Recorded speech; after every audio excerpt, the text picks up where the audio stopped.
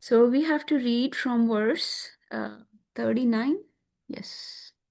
So 38, let me just recap the verse 38. So 38, we read this. Okay, this chapter 4 is called Transcendental Knowledge. Transcendental means the knowledge beyond this world, or divine knowledge, Divya Gyan, the knowledge of not material knowledge of this world, not the various sciences of this world, but actually the spiritual science, the knowledge of self-realization or the spiritual science. Okay, so that's what transcendental knowledge means. And in verse 38, Krishna said, "In this world, there is nothing so sublime and pure as transcendental knowledge. Such knowledge is the mature fruit of all mysticism, and one who has become accomplished in the practice of devotional service enjoy this knowledge within himself in due course of time." So this is very straightforward. Now, Krishna has discussed in this chapter about his how he is the source of this knowledge. He is the absolute truth who gives this knowledge at the beginning of the creation to Brahmaji. And in Bhagavad Gita, Krishna talks about how he gives this knowledge to Sun God, and Sun God gives this knowledge, passes it on further through a chain of disciples, through a line of disciplic succession, a tradition of Guru and Shishya. So, Sun God gives it to his son, King the Vivasvat Manu, and Vivasvat Manu gives it to his son, King Ikshwaku. And you know, King Ikshwaku is the main king in whose line Lord Ramachandra appeared, from whom Lord Raghu will come, and then Raghu Vansh will start. So, the Raghu dynasty will appear in the line of King Ikshwaku. So that's how the knowledge was transmitted from one guru to next. But the original guru, the Adi Guru, the original source of knowledge was Krishna. So that's where the chapter opened. And Krishna said that in this world, everything tends to degrade. So the knowledge also became degraded over time. It became lost because people had personal motivations when they present this knowledge. So they may contaminate this knowledge when presenting it. It may not be very pure when it is transmitted.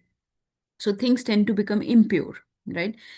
And so I come time and time again. So the famous verses 4.7, 8, and 9 come. Yada yada hi dharmasya and paritranaya sadhunam. Some of you are trying to memorize those verses. So Krishna says that how I come time and again, every so often, every yuga, and in each yuga I reestablish this knowledge, this dharma again. Okay. And he also said that I come to exchange pastimes with my devotee. With my devotees. I come to exchange intimate, loving relationships with them. Right? Paritranay sadhunam vinashaya. So paritranay sadhunam, to save my devotees, to have various emotions, various relationships, various bhavas, various rasas with them. Right? And also vinashaya chadushkritam, to destroy some demons, some negative, disturbing elements in the world also. So in this way, I come time and time again. And Krishna says that in 4.9, Janm Karma Cha Me Divyam, that these pastimes of mine, when I come, I create all these elaborate pastimes, right? Like we discussed the pastime of nursing and Prahlad yesterday, the whole saga we discussed. How these pastimes are divine, they are not of this world. Okay. So they're the knowledge of this world, the activities of the people of this world, for example, activities of different, let's say, celebrities or different great personalities like politicians, right? Unless they're extraordinary people, but typically the gossips of this world, like about the Bollywood, the Hollywood, the cricket stars, the various other sports stars, the so many people, the so-called celebrities, their activities are actually very contaminating to hear. They're not auspicious, they're not purifying, they're not mangal or pavan. But my appearance, my janma, my karma, jan karma cha me divyam. It's divya. It's not worldly. It's not of this world. It's actually transcendental. So it's all auspicious. Okay. It belongs to spiritual world. So you should meditate more and more. You should fix your consciousness more and more in those spiritual activities, in my name, forms, qualities, and pastimes, and not so much in the activities, in the things, in the uh, projects going on in this world, in the paraphernalia of this world, because this world will create all these kind of things to distract you, all these temptations. But actually, you should focus more on my name, form, qualities, pastimes, and activities. That was Jankarmcha Medivyam.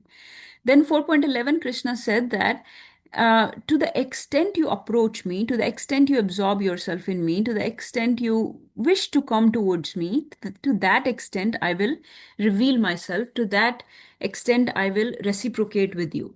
So, the progress of a devotee, the progress of a spiritualist, of a transcendentalist will depend on his intention of approaching Krishna. Does he really want to reestablish his relationship with the Supreme, or is he doing it for some worldly things, like he wants name, he wants money, he wants followers, he wants various things of this world?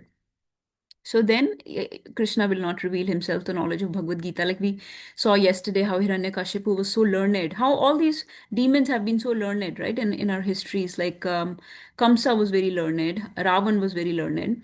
But actually all that knowledge is very dry knowledge. It's just very superficial. It does not cause any transformation in the heart. So, to the extent that you really want to purify yourself, you really want to reestablish your relationship with the Lord, to that extent, Krishna will reveal himself. To that extent, Bhagavad Gita will reveal itself. Otherwise, you will read, you may even memorize. I have met people that have learned all 700 verses of Bhagavad Gita. There are people that are called Trivedis or Chaturvedis. They're supposed to know the three Vedas, the four Vedas. And so they may have a lot of Vedic knowledge also. But still, it does not manifest in the heart. It does not cause any transformation. So that was 4.11. In the middle part of this chapter, Krishna talked about how still there are people of different consciousness that have different agendas, right? Not everybody is pure, not everybody wants to establish relationship with the Supreme. So people have different intentions, different desires. They still want to enjoy in this world, they still want to do various other things. So then they will approach demigods, they may do various, and they may do some charities, they may do some sacrifices, some yagyas, they may give up some material possessions, which Krishna called Dravya Yagya, or they may get some knowledge. They may be more attracted towards impersonal aspect of the Lord, like they don't want a personal relationship with Krishna, but they may be more attracted towards his Brahma Jyoti, his Brahman, his light, his effulgence. So they just want liberation. They're so frustrated from this world, they may just want liberation. So there are so many people, with so many humans with so many different types of consciousness, and they will approach me differently. So then Krishna gave different ways by which they will approach him. Ultimately, over last couple of classes, we read that Krishna said ultimately all these paths should end up in transcendental knowledge. They should end up in Divya Gyan. They should end up in knowledge of self-realization, knowledge of me, knowledge of you. Like me means God, knowledge of Jiva, okay, and the relationship between the two. Okay, that's what ultimately one needs to come to with all those other processes also.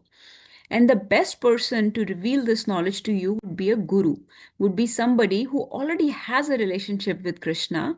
Then he can also help you reestablish your relationship with Krishna. Somebody who does not have this knowledge manifested in their heart, they cannot reveal this knowledge to you. So approach a bona fide guru, an authentic guru, not a fake guru, not a fraudulent, corrupt guru, not just a namesake guru, but somebody who is actually a spiritualist, who is a servant of Krishna himself, who has no other agenda but just to engage you in service of Krishna.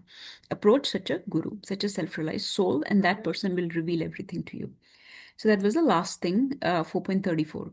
Then in the last few verses, Krishna talked about the benefits of this knowledge, that, and this is where 38 comes in, that there is nothing so sublime and pure. Krishna gave a few analogies also.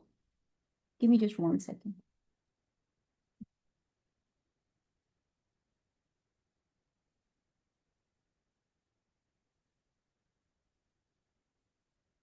Sorry. So can somebody remind me what were the analogies? Who remembers from last class, whoever attended last session? Krishna gave two analogies of transcendental knowledge. Transcendental knowledge can be what? Analogy means something that appeals to our logic. Uh, May I, Mataji? Yes, Mataji, please. Mataji, I remember one analogy very well that you gave about the Guru, that he is like a vast cloud of water, which pours on the disciple in a way that carries through this life of blazing forest very peacefully and calmly. Only then the disciple can goes through it safe enough through this blazing forest of fire. The Hmm. guru is like that vast cloud of water. Okay. Yes. So sure, Mataji. So that was the analogy I gave about guru. But Oh, I'm asking, Krishna gave in last couple verses. Krishna gave directly in the shloka in the verse about transcendental knowledge, about Divya Gyan. There were two you can say examples that he used to describe transcendental knowledge. Who was there in the last class? Ramchandra Prabhu will know. Mataji, Namaste Mataji. So I'm recollecting Mataji. So, Yes, okay. yeah. Okay, let me show you the verses. So one analogy was Krishna gave the um, analogy of a boat. Remember plava? We said we Oh, took the yeah. word plava. Plava means boat. So he said that this transcendental knowledge is like boat. Okay. So and this material world is a ocean. So that's why we say bhav sagar. And if you sit in the boat of this transcendental knowledge, you will easily cross this bhav sagar or this material world. That does that ring a bell? You remember that? yes, Mataji. Right? The plava or the boat. And so here, and on the screen, you can see the boat of transcendental knowledge, okay, by which you can cross over the ocean of miseries, okay. The second analogy was how the fire turns, a blazing fire turns firewood to ashes. So similarly, transcendental knowledge can be that blazing fire. It's like that very fierce, very uncontrollable fire, just like that forest fire, as you may have seen, forest fire within a few days it can destroy the entire forest to ashes. It's so bad. Like if you send our firemen to control, they go by helicopters, and then they will have to spray a lot of water on it, and even then their effort is just to contain the fire, just to prevent it from spreading it. They may not even be able to extinguish it. So that's like their efforts are so feeble in comparison to the power, the extent of that fire, that forest fire. So this transcendental knowledge is like that forest fire, is that blazing fire. So just like that blazing fire turns firewood to ashes, similarly, no, this fire of this knowledge will burn to ashes all the reactions to material activities. Remember, we talked about that. All your reactions, whether pap or punya, everything will get destroyed in the fire of this transcendental knowledge. And now, then Krishna finally said that this is very sublime, very pure. Okay. So sublime means that it has, it's a sublime is a very sublime word. Sublime basically means something that's very subtle and yet very deep. Okay. So it's so subtle that it can be easily missed. Okay. Prabhupada used to say that it's so simple. This process is so simple that it can be easily missed. Right. Because we have become very complicated in this world. So sometimes these sublime, these subtle, these simple yet deep things are difficult for complicated people like us to understand. We have become complicated by the association of this world. So that's what sublime means. Something that goes very deep within the heart, gives very profound feelings to the sentient being, to the jiva, to the spirit soul. Hmm? That's sublime. Okay, that's how this knowledge is. And it's pure. It's very purifying. It's very auspicious. As you can see, it removes all these contaminations, not only of sinful reactions or good reactions or all reactions, but all bad qualities go away, all bad unwanted desires go away, sins go away, but sinful tendency also goes away. Remember that point also, that it's not just enough to get rid of past sinful reactions. And like I was explaining before, that, in again, not to offend anyone, it's just the practice of Catholics or in church, where there is a confessional, and the devotee will go, or the person will go, and they will say, "Oh Father, please forgive me, for I have sinned." And the Father will forgive. They will explain their sins, and they will give some guidance, and then they'll walk away. But then they continue with sinning. So that's not what we're talking about. We're not just talking about transcendental knowledge destroying the sins, but this knowledge is so pure, so auspicious, so powerful, that it will destroy the sinful tendencies of a jiva also. Okay, so that you will not feel like committing any sins, it will destroy your enjoyer tendency. It will bring a sense of servitude. It will bring you back to your roots, that you are the servant of Supreme Lord, you're servant, part and parcel of Krishna. You're not the enjoyer of this world. Yes, Namita Mataji is sharing something. Go ahead, Mataji.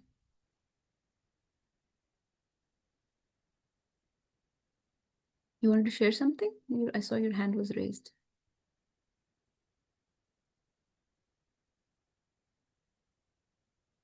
Okay, I can't hear anything. Mataji, I can't hear you. I know you're unmuted also.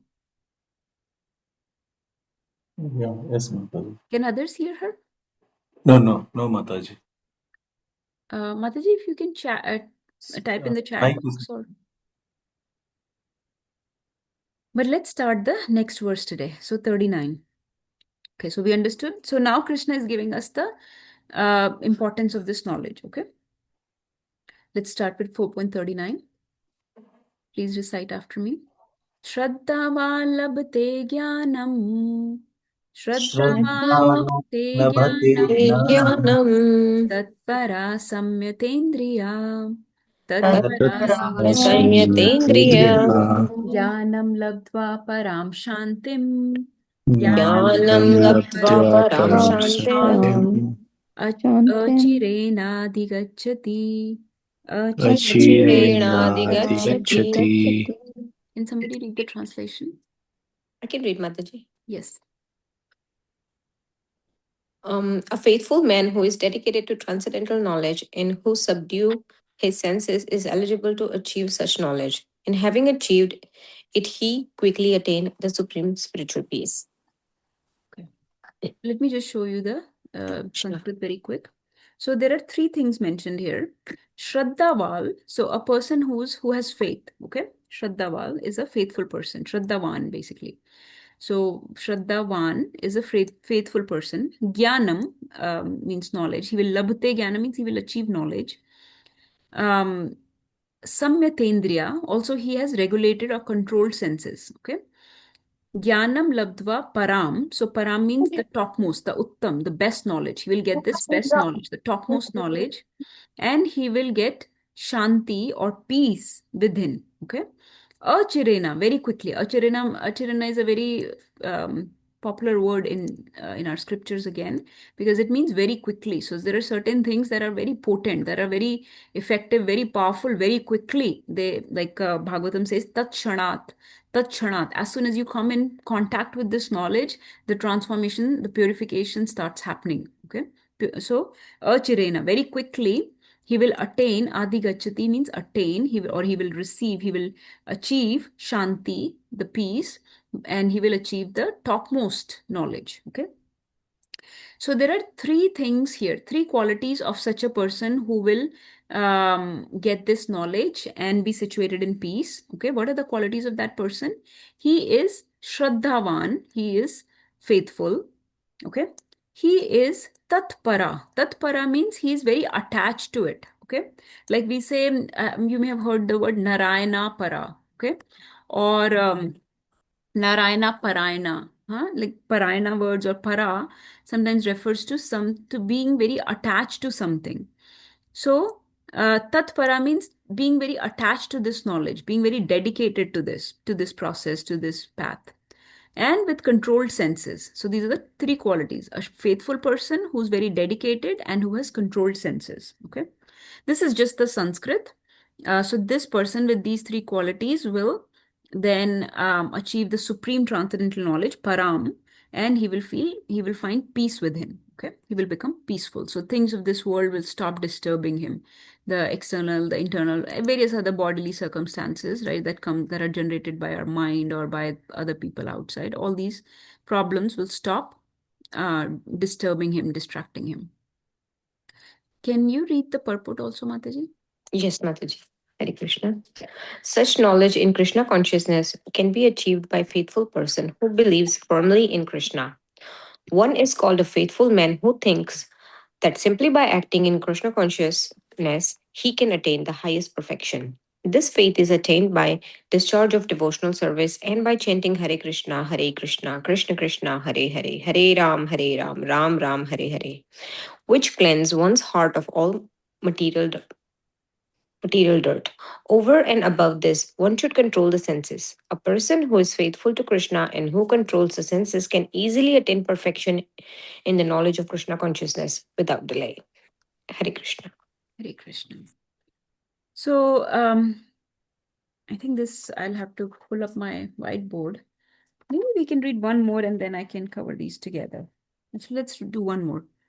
Meanwhile, before we go to the next verse, some of our more seasoned devotees, please pay attention to this line.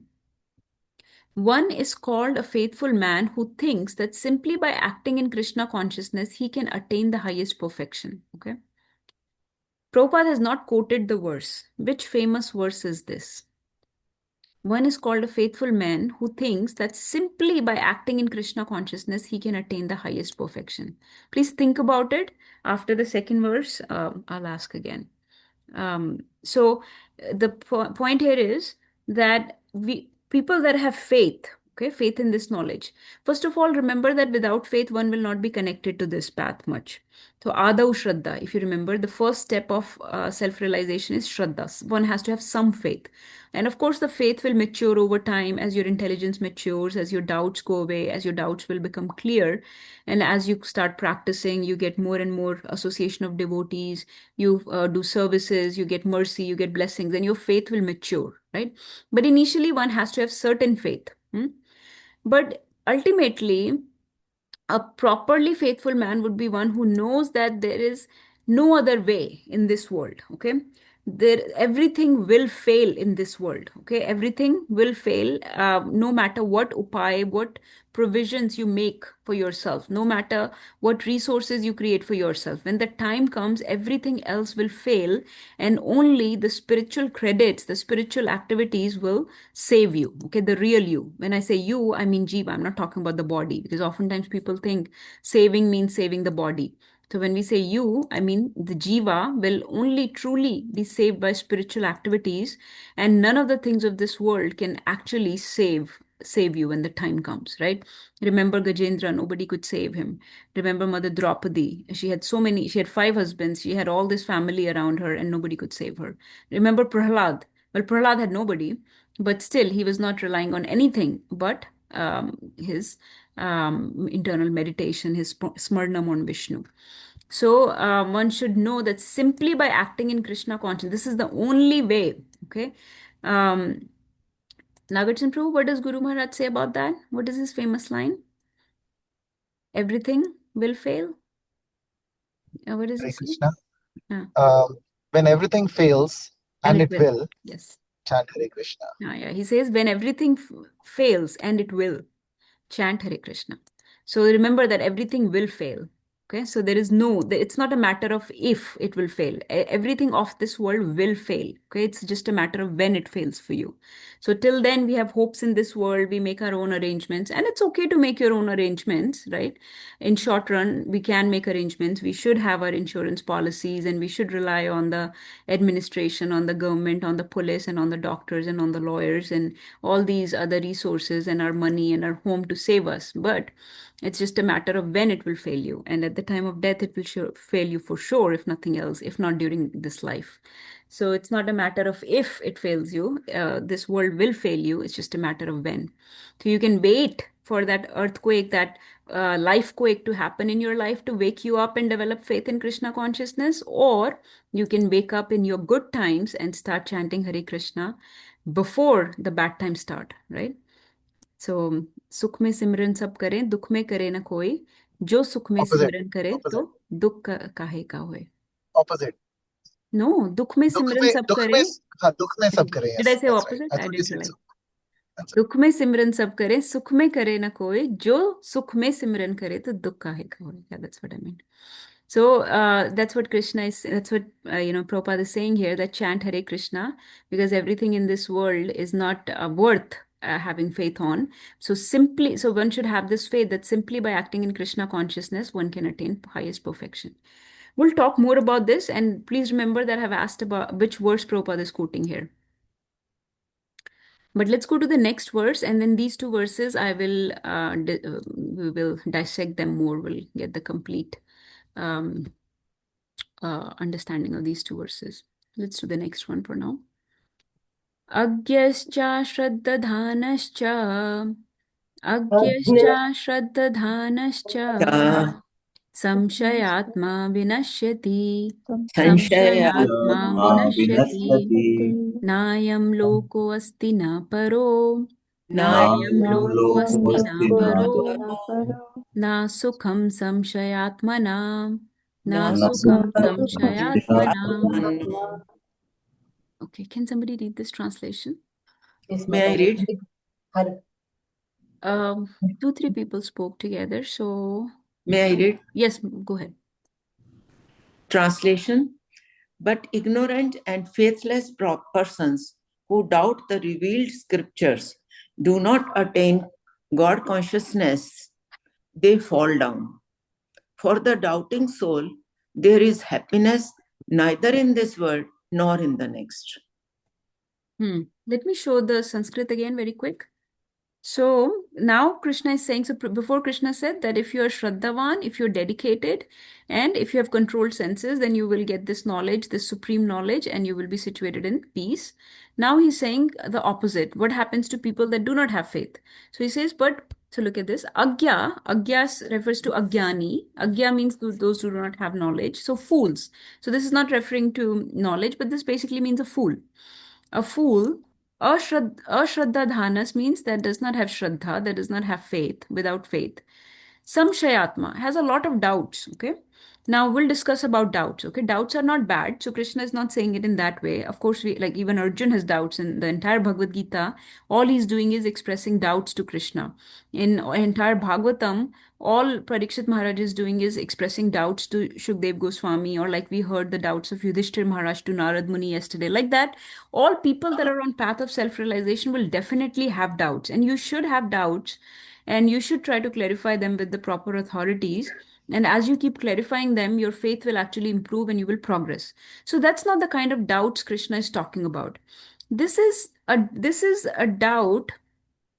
This is a type of doubt where one is so attached to the information given by the world, by the material world, the avidya, the ignorance created by this world. He's so arrogant. He's so full of pride for his material knowledge, his scientific, knowledge or ordinary knowledge, that he is not even like those are not even real doubts about self-realization. He has just the doubts about this whole like process of self-realization. He is sort of an very, very atheistic person, very averse to this path. That kind of doubtful person Krishna is talking about here. So and no matter how much somebody tries to clarify their doubts, because their heart has become so hard-hearted, they have become so hard-hearted, the veil of ignorance on their heart, the veil of avidya is so thick on their heart that it's not, nobody's able to pierce that. So we will talk about this in a few minutes, okay? How one develops shraddha, how one's doubts get cleared, okay? What do we have to do for that? We'll talk about it.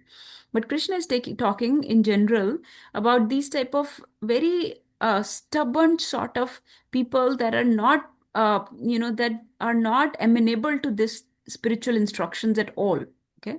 So agya means agyani, ashraddha they have very strong, they're very faithless and they're very strong doubts, okay? Na ayam loko asti na paro. So then Krishna uses some strong language. He says, strong language as in he says that their destination is not good. They will not get sukha either in this world or in the other world. Okay. For samshayatmana, again, for the doubtful people, for such doubtful people, there will be no hope, basically, either in this life or next life. Okay. So they are completely dependent on their own efforts, on their own resources, on their own maintenance, and they have no faith in scriptures or in the holy name or in the spiritual people or in anything that can exist beyond this body and beyond this world. So so the strong faith in this world basically stops them from getting any faith in the in this sublime knowledge, which is otherwise very subtle, which requires some faith to enter into its mysteries, right? You need that faith because the knowledge is so sublime, so simple, but so profound and deep that you need a little bit of faith. You have to let some of the doubts go and enter into it with some faith. And then the doors open. But let's read this purport. Can you continue?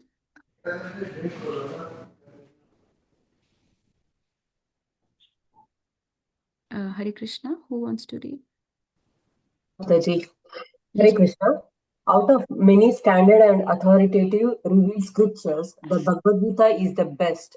Persons who are almost like animals have no faith in or knowledge of the standard revealed scriptures, and some, even though they have knowledge of or can cite passages from the revealed scriptures, have actually no faith in these words. And even though others may have faith in scriptures like Bhagavad Gita, they do not believe in or worship the personality of Godhead Sri Krishna. Such persons cannot have any standing in Krishna consciousness. They fall down. Out of all the above mentioned persons, those who have no faith and are always doubtful make no progress at all. Men without faith in God and His revealed word find no good in this world, nor in the next. For them, there is no happiness whatsoever. One should therefore follow the principles of revealed scriptures with faith and thereby be raised to the platform of knowledge. Only this knowledge will help one become promoted to the transcendental platform of spiritual understanding. In other words, doubtful persons have no status whatsoever in spiritual emancipation. One should therefore follow in the footsteps of great acharyas who are in the disciplic succession and thereby attain success. Hare Krishna. Hare Krishna. Let's discuss this completely, these two verses, more details. So in this verse, I just wanted to point out to this line in the middle. So Prabhupada is saying, giving us three different types of people. Where did he say? Yeah. Persons who are who are like animals, have no faith, no knowledge. Okay. Then he gives second class of people who have some knowledge but no faith. And the third class of people, they have knowledge as well as faith, but do not worship still. So none of these people have any standing in Krishna consciousness. Let's take this in detail. So I'm going to pull up my whiteboard and write on it. I don't know why I always have hard time. Okay, here. Found it. Okay. Can you see the whiteboard? Right? Yes. Okay. So let's take the last verse. Krishna said three things. Okay. One should have faith. Okay. One should have controlled senses, and one should have so let's say regulated senses, and one should be dedicated. Okay.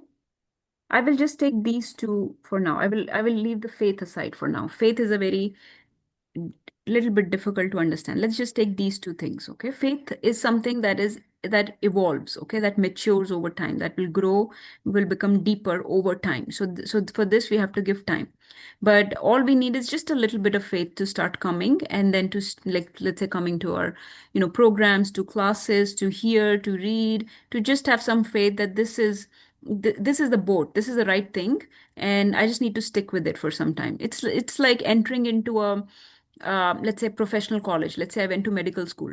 So I will not become a doctor the first day, but I should have faith that once I follow their process, once I follow whatever they're recommending me, read those books or do those things that they're telling me to do, then eventually I will become a doctor, right? So I should have that faith. So just with that, with the little bit of initial faith, one should enter into the process. And then this is the process. So regulated senses is very important. So as all of you are reading Bhagavad Gita, we are now completing chapter 4. All of you are reading Bhagavad Gita. Please start doing this simultaneously. I said this at the very start of Bhagavad Gita. I said this yesterday also when we were reading about Hiranyakashipu, how he was so learned yet not able to apply the knowledge when the time came. And again today I'm saying this, and I'll say this over and over again because this is the only thing that matters. When you are reading Bhagavad Gita, you have to do certain other things also along with learning this knowledge. Okay. So you're reading the book, but the book is a living book. It's a living, breathing wisdom. It's a sentient thing. It's not dead knowledge. It's not jad vidya. Okay. This living wisdom has a mind and a heart of its own. It will only enter your heart if you're doing the sadhana and service also. Remember, we talked about that. If you're doing some other things also.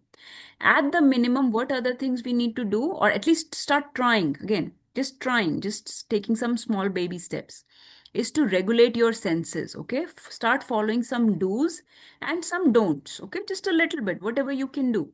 So do's and don'ts, start doing those. Okay. And then stay dedicated, stay determined. Okay. Determination is a function of intelligence. Can anybody tell me what are the two functions of intelligence we have discussed in last chapter? Two functions. Determination is the one of them. And And discrimination. Discrimination, right? Yeah. So have this discrimination that I am more than this body. Okay. You all have this discrimination. That's why you are here. Okay. So have this discrimination that this path will lead to something really wonderful. That's what Prabhupada said in that verse. One is called a faithful man who thinks that simply by acting in Krishna consciousness, he can attain highest perfection. So you have this discrimination. Now with determination, stick to this path. Okay, keep coming, keep attending, keep hearing, keep reading. And then simultaneously regulate your senses. Okay, remember, unregulated senses are like you're sitting in a chariot and you told the horse to take you wherever the horse wants to take you. The horse will take you wherever. But the intelligence needs to guide you, right? You need to have a control of the horses. The horses don't know where to go. They will take you wherever. So you cannot follow a spiritual discipline. You cannot understand this Bhagavad Gita, get this knowledge in your heart, unless you also try to control your senses. So at least be very mindful of what you are putting in your body. Are those things harmful? Are these alcohol or drugs or meat, or just some mindfulness. And again, these things will go away with time, but some mindfulness that, okay, maybe some things are a little tamasic for me. And Bhagavad Gita Krishna really wants me to come to a higher platform of satoguna. So maybe I should start cutting back, start giving up on some of my tamasic habits. So start regulating your senses to some extent, because otherwise it's a horse that's leading your chariot and not you. Okay, so that's the last verse we read. Have some regulation in your habits, in your activities. Okay, be mindful of where you go, what you do, what you hear, what you put in your body, what you see, what you taste, what you touch. Start doing some regulated activities. And then dedicated. So be dedicated, be determined, follow the process, do the positive things also. Positive things means to do some services. Okay. Services means try to serve the Vaishnavas, try to serve the devotees, serve Bhagavatam, Nityam Bhagavat Sevya, serve Bhagavatam. You're serving this class, for example, you're serving Bhagavad Gita right now. So you're serving Krishna by hearing Bhagavad Gita. You're serving Prabhupada by reading, hearing his words that he meant for you. So in this way, services, okay, hearing, reading, chanting is a service. So start doing some services. And then if you can do some direct services like DT worship, coming to the programs, cleaning there, cooking there, right, fixing up the home so that it becomes like a temple to host the devotees, cleaning up after, so many things, or spending money, let's say, to host these programs, or for various things, to order books, whatever. In this way, do different services. So control your senses, follow a path of service and sadhana along with reading Bhagavad Gita, and within no time, Krishna said in the last verse, right? Achiret. What did he say? But achirena. Very quickly, this knowledge will manifest. And there are people that will vouch for it.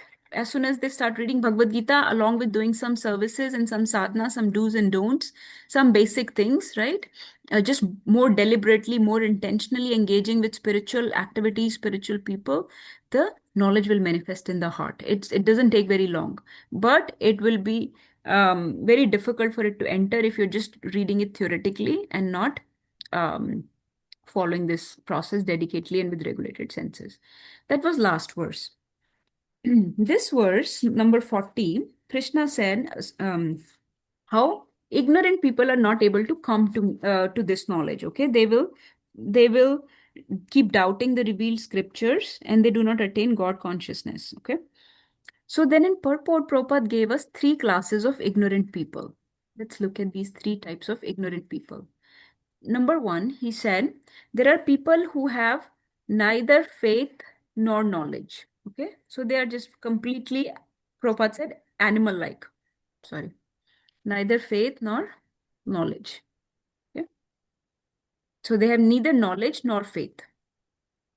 They don't want anything to do with this. Okay, they are just, in chapter 16, Krishna describes demonic people or people with animalistic tendencies. They're just like that, just khao piyo ash karo type attitude. So they have no faith, no knowledge. They don't want it. Don't talk to them about it. Stay away. That's what they want, right? That is animalistic type of people. That is number 1. Number 2, people that have no faith, but they have knowledge. They have knowledge, but they don't have faith. Okay. Then Prabhupada says, number 3, that have both faith and knowledge. Okay. Let's say people like us, we have some knowledge, not complete. We are never talking about complete or pure, becoming pure or complete faith or completely mature knowledge or mature faith. We're talking about some knowledge, some faith. Okay. So we have some knowledge, some faith. But these people, they do not, Prabhupada said, they are even able to cite passages from the revealed scriptures. They have faith in scriptures, but they do not believe in or worship the personality of Godhead Krishna. So basically, they do not follow the process. They do not worship.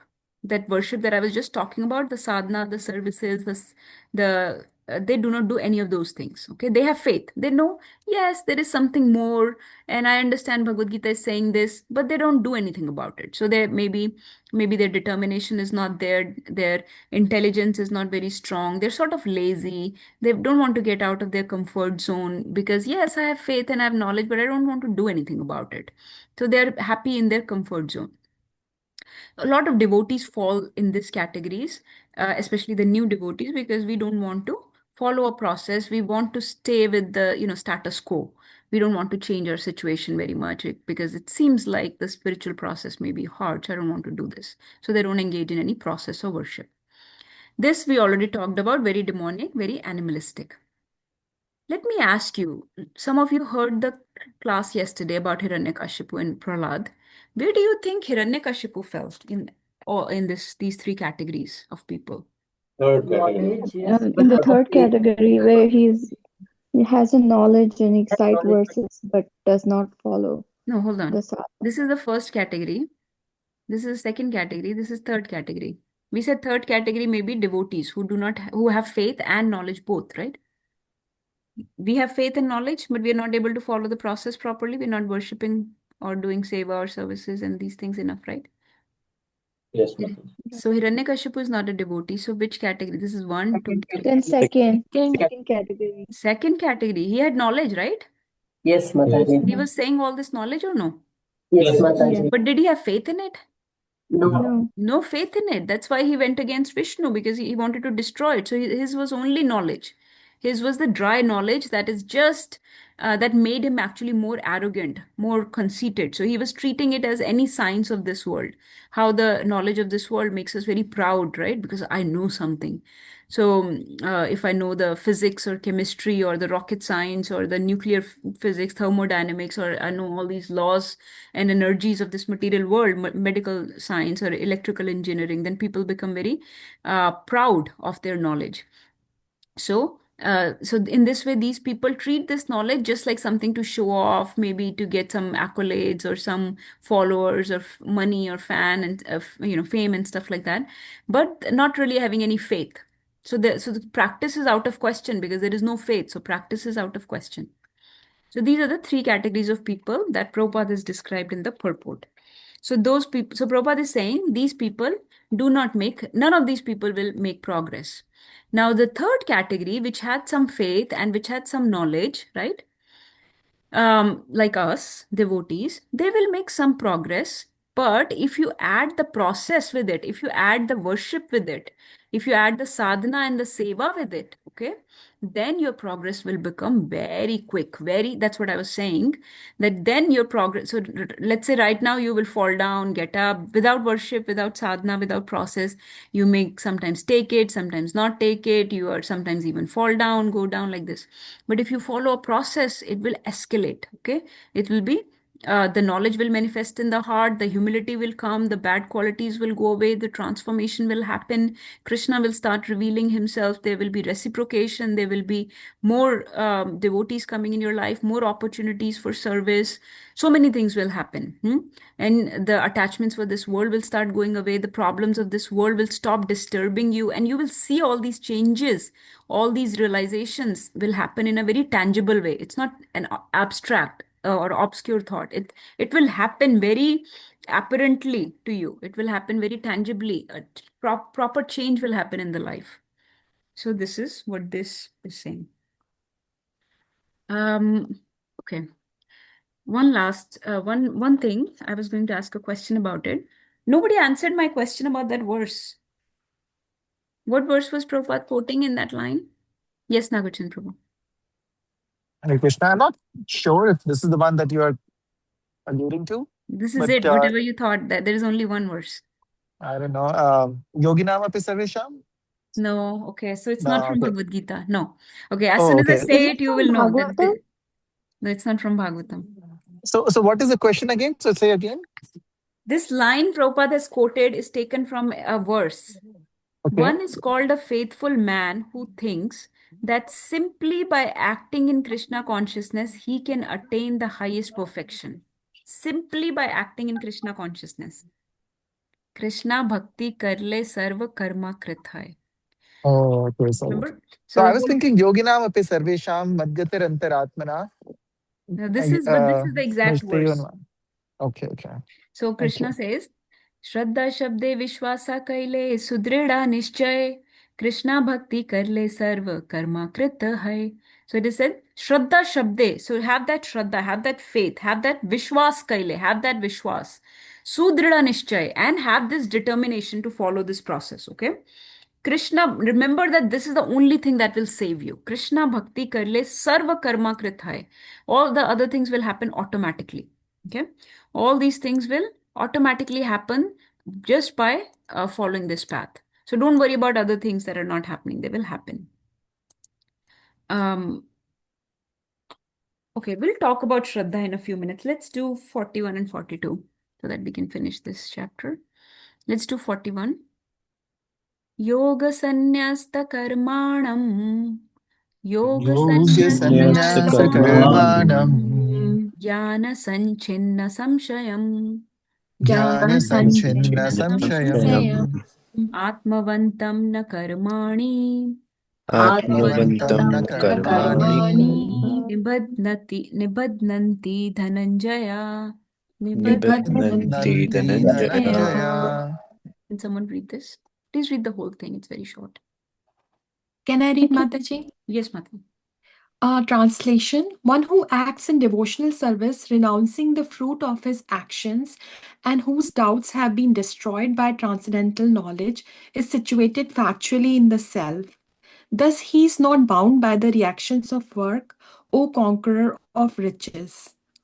Purport: one who follows the instruction of the Bhagavad Gita as it is imparted by the Lord, the personality of Godhead himself, becomes free from all doubts by the grace of transcendental knowledge. He, as a part and parcel of the Lord, in full Krishna consciousness, is already established in self knowledge. As such, he is undoubtedly above bondage to action. Hare Krishna. Okay, so this is very straightforward. Now, let's look at the Sanskrit. Yoga Sanyasta Karmanam. Okay. So, Karmanam means karma, like fruitive activities. detached or renouncing the results of fruitive activities. Gyan sanchinna samshayam, his doubts have been destroyed by Gyan, by this transcendental knowledge. So Krishna is further extolling the glories of such a person who is situated in this knowledge. So because he's situated in this knowledge, his doubts have been sanchinna. Chinna means destroyed, cut ho gaye, like completely slashed by by this knowledge. Atmavantam na karmani. Okay. So Atmavantam means he's situated in self. Okay. Na karmani nibadnanti. He is not bound by the reactions of his work. Oh Dhananjaya. Dhananjaya is another name of Arjun. Dhananjaya means because he was earning all this wealth for Yudhishthira Maharaj to conquer the kingdom. So he's the conqueror of riches or conqueror of wealth. So Arjun's name is Dhananjaya. So Krishna is saying, oh Dhananjaya, such a person who has this knowledge, his doubts will be destroyed. He will be he will renounce any results of fruitive activities. So basically, he has become a nishkam karma yogi, and he's situated in knowledge of self. Okay, such a person will not get entangled by his activities. So his activities are not causing any bondage or any results, any reactions. So let's take this verse a little bit in detail.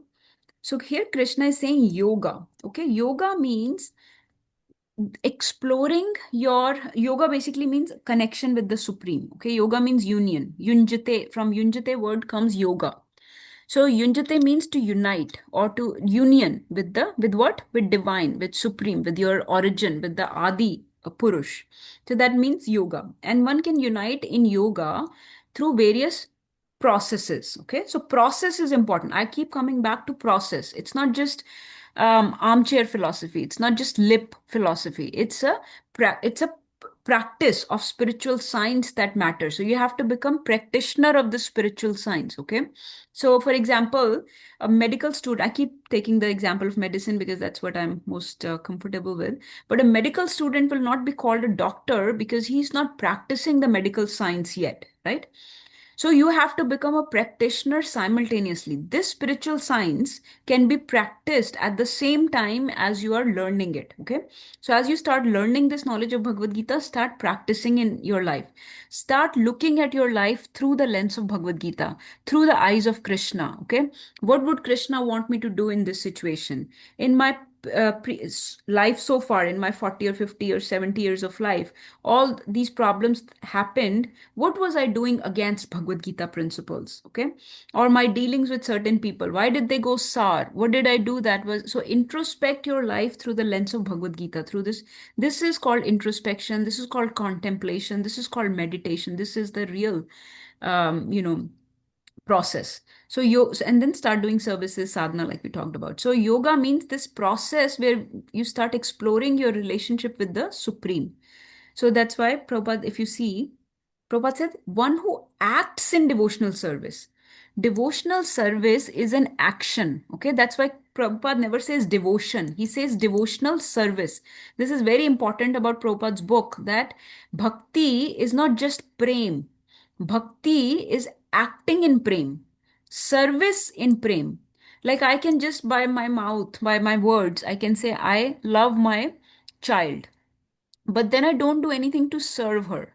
I don't cook food for her. I don't take care of her needs. I don't pay money for her college. I don't whatever. I don't attend her school functions. I don't give her food, whatever. So I'm not doing any service. So just by saying it from your mouth is not prema. Acting in service, acting in love is called bhakti or bhakti yoga or devotional service. So yoga is an action. Okay, so act in devotional service. Such a person who is just basically practitioner of this yoga, he would become a proper nishkam karma yogi. He has renounced the fruits of his actions and he's situated in transcendental knowledge. Most importantly, he has become atmavantam. Atmavantam means what? This is very important. If you understand this one thing, that's the perfect understanding of this chapter. Atmavantam means situated in self. Situated in self means what? What is so? This needs a little discussion. Situated in self means that understanding your real identity. Sorry, I'm keep. Okay, here we go. I keep trying to share this whiteboard and keep getting lost in the. Self-realized, Mataji? Yes. What does self-realized mean? You know truly who you are. And Yes. Situated in self means what? Knowing your real identity. Okay.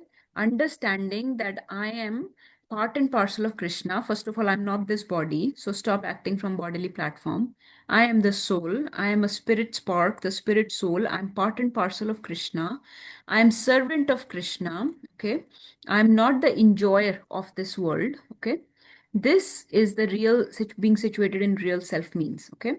I am this world is a temporary place. Okay, this world is not my real place. This is a temporary place. Okay, and this place, and then yeah, this is the real identity. I'm a part and parcel of Krishna. Okay, so situated in self also means understanding your identity, understanding your nature. Okay, your nature. What is the nature of the soul? Who can quote it and tell me the nature and back it up with some Vedantic citation? So, Anandamayo Bhyasat. This is the Vedanta Sutra. This is the very important Vedanta Sutra, which means that the nature of the soul is to be joyful, is to be in bliss. Okay. The nature of soul is to be eternally blissful. Okay. So, this understanding the nature of this world. This world is dukkhalyam ashashvatam. This world will always cause disturbance. This is a place of dualities. This is a dukkhalyam, as Krishna has said in chapter 8 of this Bhagavad Gita, that this is a world of difficulties. This is dukkhalyam. This is anityam asukham lokam. So I cannot get eternal bliss, whereas the nature of me, my nature, my as a soul is to be eternally blissful. So I do not belong here. Okay, this world is a place of prison. This is a prison for me. This I have been sent here for reformation. I've been sent here for transformation. I've been sent here to fix something that is wrong. Okay, so this place I should not use to enjoy myself. I should use this place to serve. So I can serve in this world, but I should not just use this world for my enjoyment, for my exploitation. This world is also a place for service. Similarly, people of this world are not meant for my enjoyment or exploitation. They are also part and parcels. They are also the servants of Lord. They're also spirit souls, and they are also meant to be served by me. They're not meant for my enjoyment. Okay. So, this is my nature, this is my identity. My purpose in this world is not to just enjoy here, just to make a comfortable home here, because this is like a prison. At the most, you can call it a guest house. Regardless whether you call it a hotel, guest house, prison, it's a temporary place. I've been sent here for a purpose. So, my purpose in this world is to go back to Godhead because that's my original position. Because the original position of the spiritual world is to be eternally blissful, and my nature is to be eternally blissful. So I have to go back to Godhead. That's my purpose here.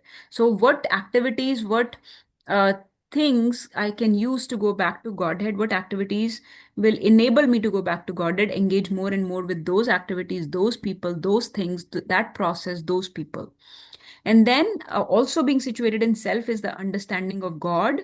Okay, who is God? Like we understood yesterday, he is not my order supplier. He's not somebody like a shopkeeper that I tell, okay, give me this, give me that, and he will just give it to me. He's not my order supplier. He is my father. He's my best friend. He's my well-wisher. He has gone from with me life after life as Paramatma. Okay, he accompanies the soul as Paramatma life after life. He is my only well-wisher. So I should have a relationship of love, service. Okay, I should follow his instructions like a obedient child should. Through Bhagavad Gita, his instructions, his injunctions are given here. I should follow those scriptural injunctions. And that is my relationship with him. He's not my order supplier that I go and ask for material things or worldly things to make my place more comfortable in this world. That's not the purpose of God. God is just, and then I have to explore this relationship with him. So I have to know who I am and who God is. Okay. and then establish my relationship with him. This process of establishing the relationship with him is called yoga. This can be done through karma, through jnana, but the best is bhakti or prem, love. So this process is called, this relationship is called yoga, or exploring this relationship is called yoga. This is being situated in self means. So such a person, Krishna is saying, is situated in self. He's Atmavan. He always has this understanding. This is called spiritual vision. Okay, this is called Shastra Chakshu or Gyan Chakshu. We should have this Gyan Chakshu. We should have this vision with which we operate in this world. We should know ourselves. We should know our nature, our purpose, our identity. We should know the nature of this world, why we are here, what is the purpose of this world. This world is meant to give us anxiety, meant to frustrate us ultimately. Okay, and who is God? How can I explore my relationship with him? All these things comprise self-realization or a spiritual vision, and such a person always operates through spiritual vision. He will not operate from material standpoint. So this is the understanding of Atmavan. We've exceeded the time. I just have last one verse to go. So I think we'll do it next time. And then we can have a quiz after that one. We can read that verse, or you can read that on your own also. But basically, Krishna will talk about slashing the doubts arisen in your heart with this knowledge. So we'll round it up next time, finish this chapter.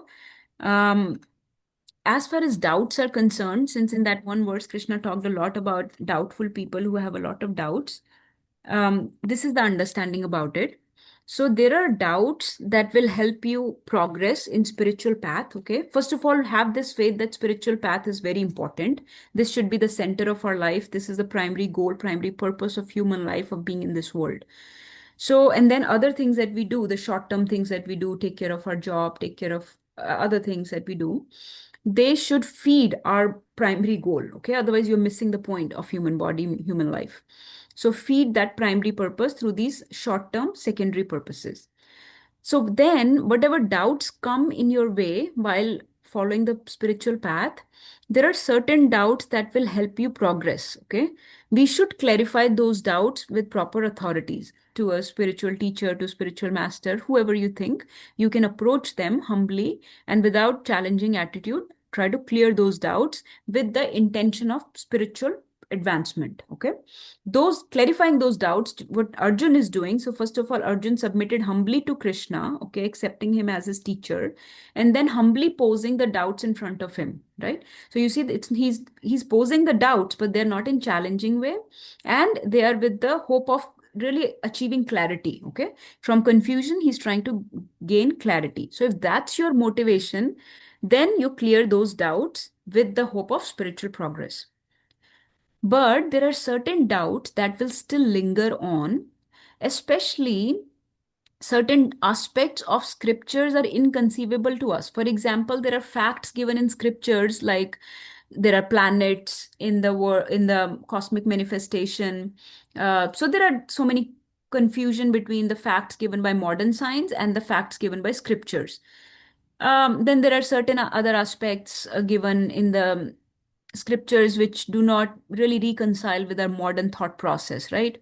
Like varnashram dharma may not be very palatable to us. The position of women sometimes. There are certain contentious topics in scriptures which are difficult for us to understand, okay, from our modern perspective, modern thought process.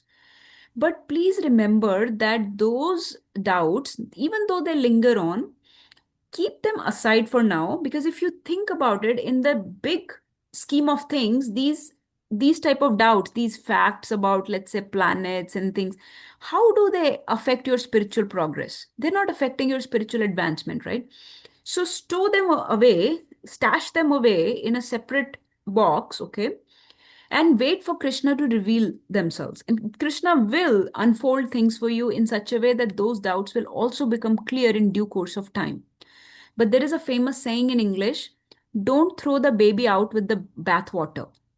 Okay, don't throw the baby out with the bathwater. What it means is that some things are not clear to you, some things are murky, some things are muddy.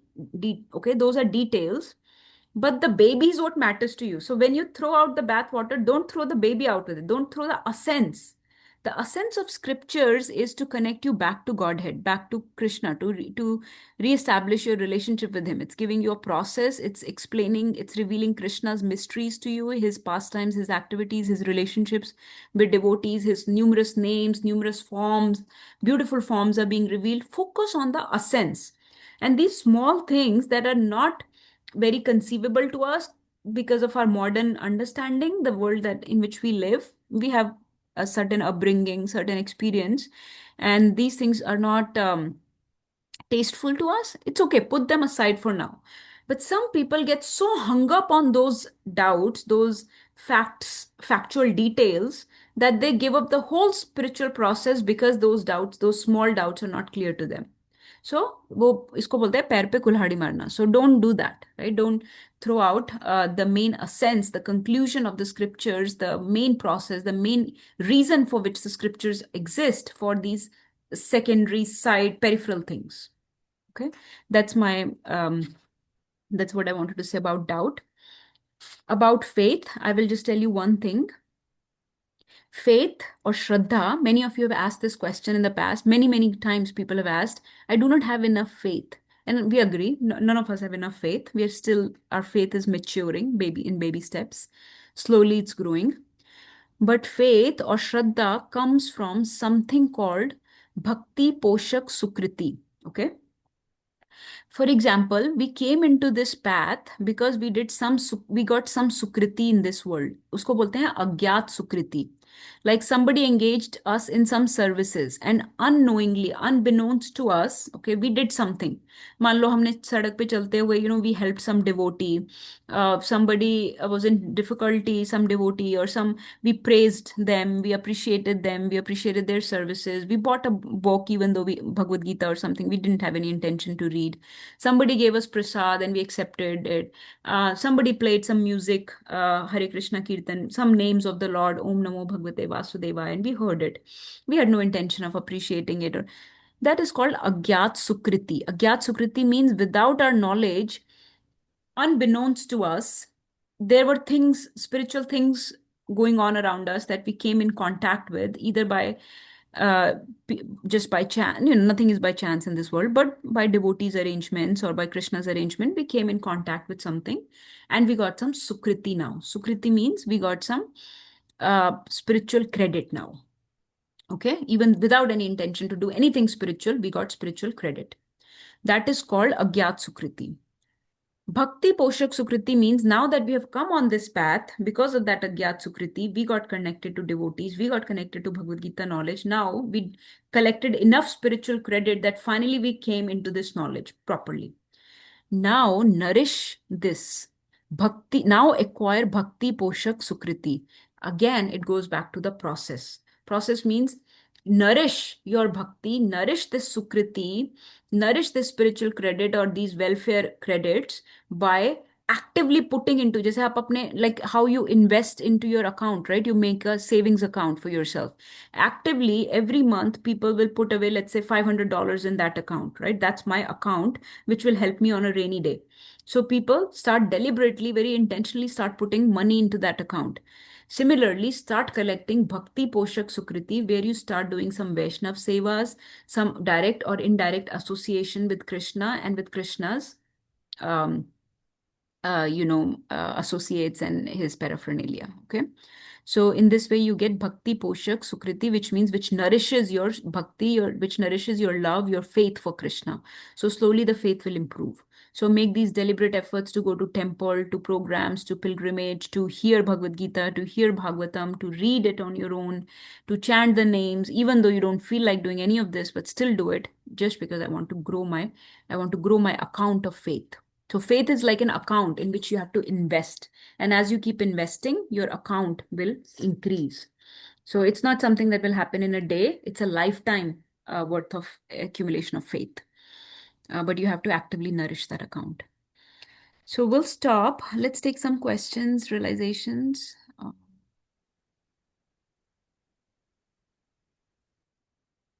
Mataji, I have a Yes. I heard two people. Suhas Mataji, please go ahead. Yes, okay, Mataji, I just wanted to ask, like last class I missed, but you explained something about like order to God or for short-term things. So my question is like when we fold our hands and bow down in front of God, what should we exactly ask for?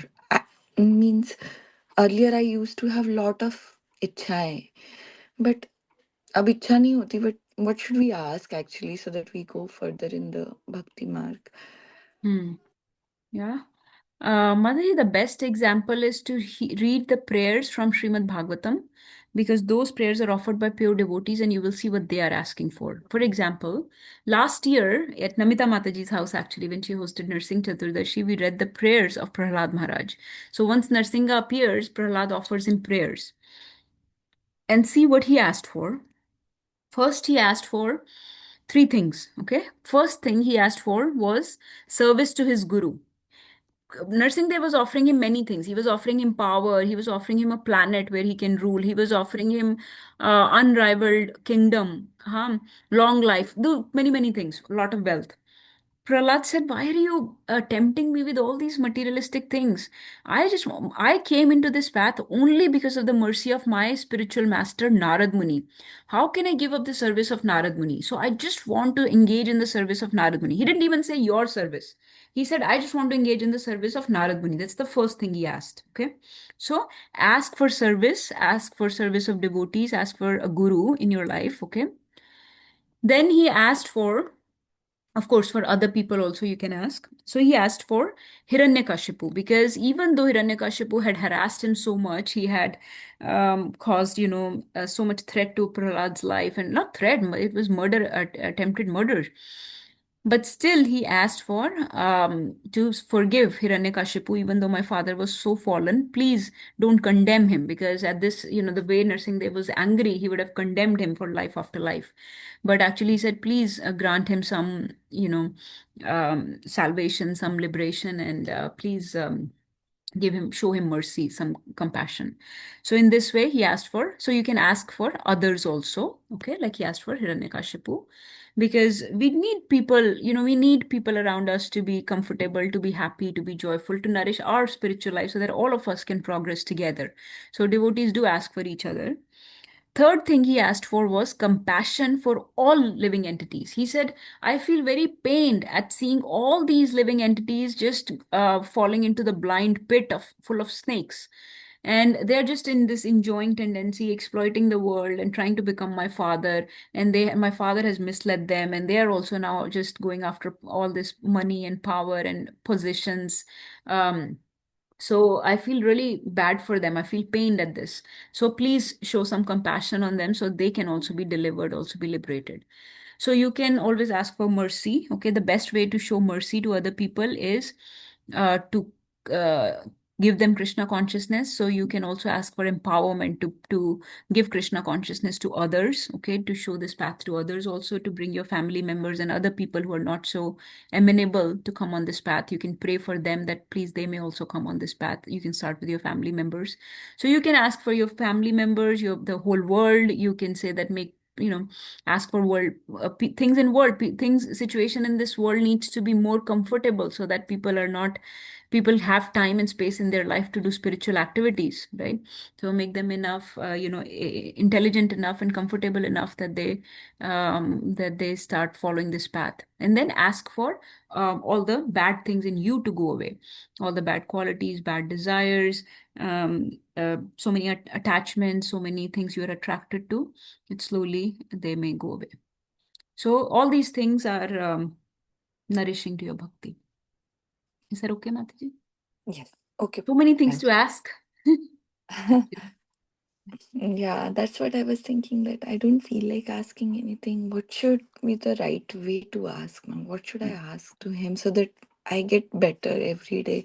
Yeah, Because these are the things, Mataji. And you can always yes. offer. If you don't know, remember Krishna is sitting in your heart. So Yes. no matter what you say from your lips, but if inside you don't mean it, then it won't happen anyways. So just ask for more and more purification. You can always ask for attachment to holy names, that may I get taste for holy names. And you can just sit and chant in front of Krishna, so he would see that your intention is to chant the holy names more purely. You can offer some prayers of other devotees, like Kunti Maharani's prayers, or Prahlad's prayers, or Bhishma Deva's prayers, or Gajendra's prayers, or Dhruva's prayers. Bhagavatam is full of prayers, numerous prayers in each canto. So you can just Okay. start reading those in front of Krishna, and he will know that those are the kind of things you want. You follow in the footsteps of pure devotees, so that's the kind of destination you want. Thank you. So yeah, if you don't know anything, you just do, just chant in front of Krishna, just offer mantras and prayers, and he will know what's within your heart. But Okay. if you verbalize and some tangible things that are causing problems, then you can, especially more internal transformation, and that will help a lot. Okay. Thank you, Mata. Somebody else was asking, and then we'll stop after that question. You can say Loka Samasta Sukhinam Bhavantu. Sure. And like I said, Sukhi could mean different things to different people. So the greatest Sukh is to give Krishna consciousness. So ask for people to become spiritually realized. Okay, Naveen, Prabhu, were you asking something? Mataji, Yeah. okay, we know that in ignorant people there are three kinds, right? So the first is the people who don't have faith and knowledge, like atheist people, right? So even though they're atheists, they don't have faith in God and have those transcendental knowledge, but still they can be very loving to the other people, and they can be compassionate, and they can help they might be helping the needy, so they'll be in a good way. So then how can we call them the ignorant people? Yes. So they are very morally, socially, they are very helpful. They're contributing a lot, doing a lot of charities.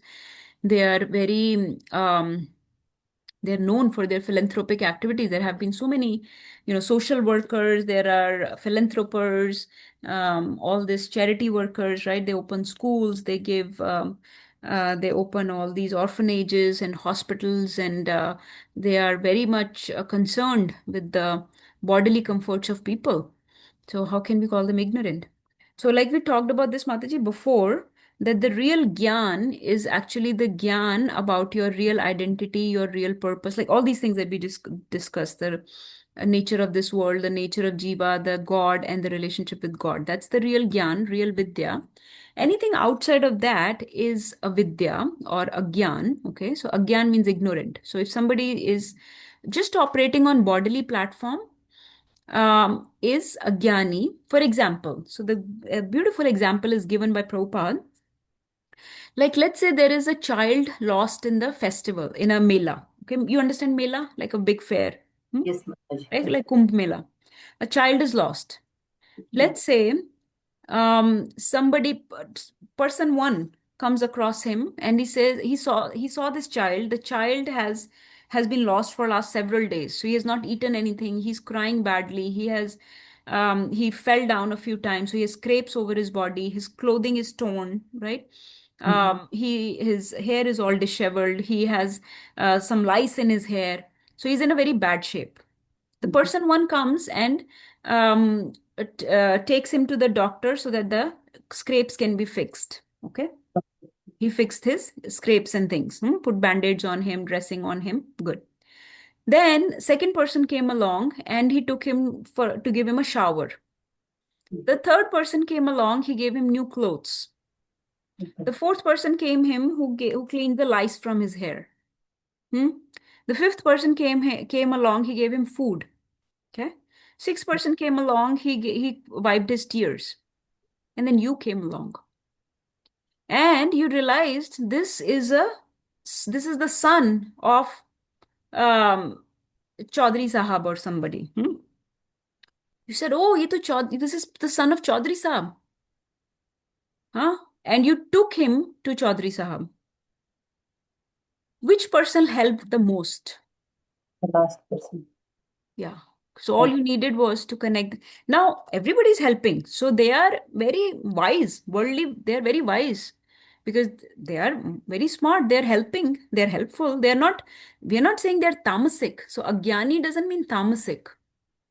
Agyani means just does not have the real knowledge. They did not think that let me figure out who this boy belongs to. You can do other things also. We're not stopping you from doing other things, from bodily things. So we are not saying devotees. Devotees do charities, they do philanthropic and social activities. They do all kind of sattvic, bodily, comfortable activities also. I'm a doctor. I'm serving in a hospital, right? I'm taking care of sick people, and sometimes we go outside and do other things also in service. So people do all these. They distribute free food. So there are food drives going on. So many things, but never forgetting the ultimate relationship of myself and of other people with the Supreme Lord, because until you have that real knowledge, you will tend to exploit other people, this world, and your own body for just bodily things. And you will never have that right mindset, that spiritual chakshu, the gyan chakshu. Chakshu means eyes. You will not have that spiritual vision to cause the real benefit to the people. So no matter what, the tendency of enjoyment and exploitation will come eventually, because you've helped someone. So now you want something in return. You want you have expectations.